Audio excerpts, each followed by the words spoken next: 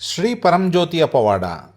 ಇದು ತೆಲಂಗಾಣದ ಕೋತಗೂಡೆಂನ ಪಿ ಸತ್ಯಾನಂದ ಶರ್ಮಾ ಅನ್ನುವವರಿಗೆ ಆದಂತಹ ಅನುಭವ.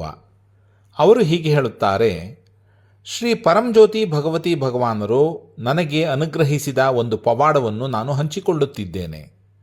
ಖಮ್మంನಲ್ಲಿ ನನ್ನ ಸ್ವಂತ ಮನೆಯಲ್ಲಿ ವಾಸಿಸುವುದು ನನ್ನ ಕನಸಾಗಿತ್ತು.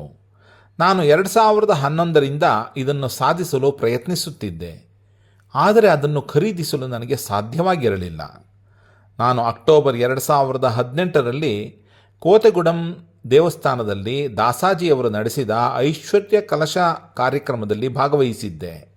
ನಾನು ಪೂಜೆಯ ಸಮಯದಲ್ಲಿ ನನ್ನ ಸಾಮರ್ಥ್ಯದೊಳಗಿರುವ ಅನುಕೂಲಕರವಾದ ಸ್ಥಳದಲ್ಲಿ ಕಟ್ಟಲ್ಪಟ್ಟಿರುವ ಮತ್ತು ಸಕಲ ಸೌಕರ್ಯಗಳಿಂದ ಕೂಡಿರುವ ಮನೆಯನ್ನು ನನಗೆ ನೀಡಬೇಕೆಂದು ಶ್ರೀ ಪರಂಜ್ಯೋತಿ ಭಗವತಿ ಭಗವಾನರನ್ನು ಪ್ರಾರ್ಥಿಸಿದೆ.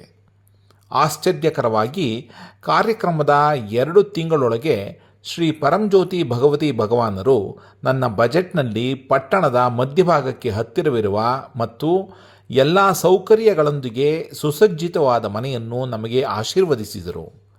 ಯಾವುದೇ ಸಮಸ್ಯೆಗಳು ಅಥವಾ ಸವಾಲುಗಳಿಲ್ಲದೆ ಬ್ಯಾಂಕ್ ಗೃಹ ಸಾಲವನ್ನು ಸಹ ಅನುಮೋದಿಸಿತ್ತು.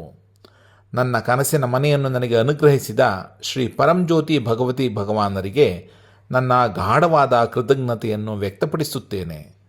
ಶ್ರೀ ಪರಂಜ್ಯೋತಿ ಭಗವತಿ ಭಗವಾನ್ ನಿಮಗೆ ಅನಂತ ಕೋಟಿ ಪ್ರಣಾಮಗಳು.